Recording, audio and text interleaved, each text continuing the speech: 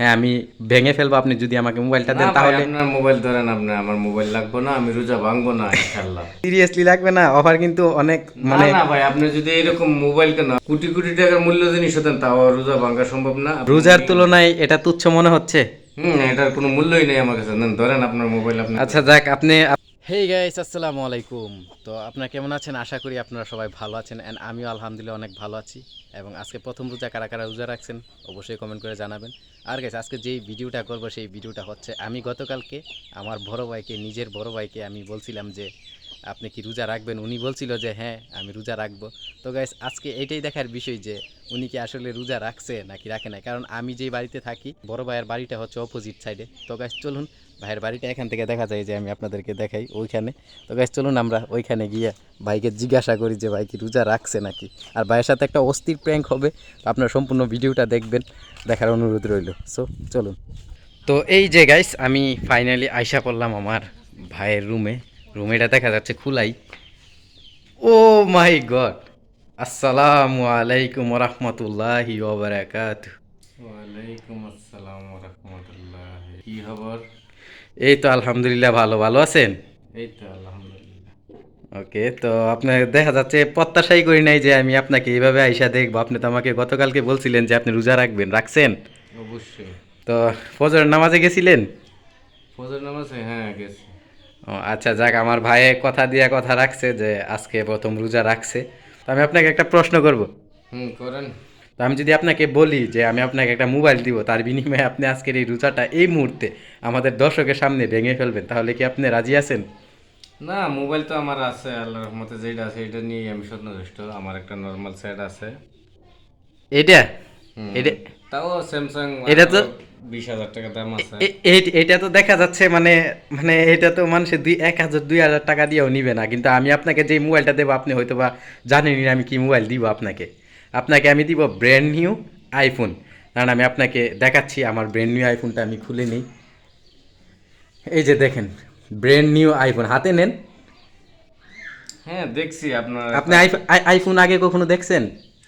হ্যাঁ অবশ্যই দেখছি, কিন্তু এটার দাম কত তা আমি জানি না, তবে এটার দাম 50+। আমার মনে হয় যে আপনার, আমার এই মোবাইলটা বিক্রি করলে আপনার এরকম 8-10টা মোবাইল আসবে, আসবে কি না? হ্যাঁ অবশ্যই আসতে পারে।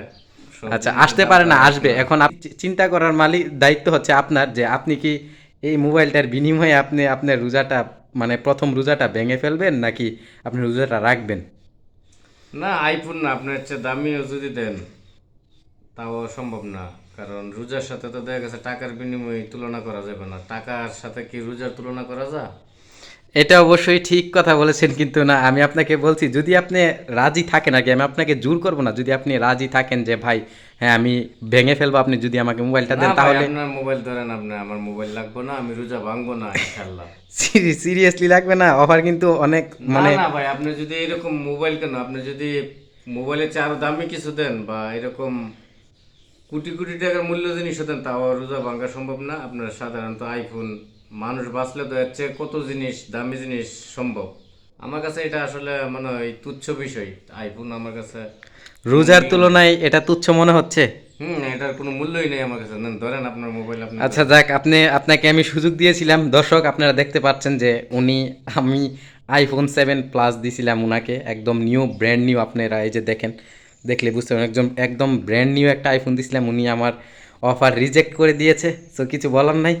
তো যারা রোজাদার আছে তাদের মানে অনেকেই আমরা কিন্তু রাস্তাঘাটে আমরা দেখি যে যারা অনলাইনে থাকি যে অনেকেই এরকম ভিডিও বানায়। তো আপনি তাদের উদ্দেশ্যে কি বলবেন?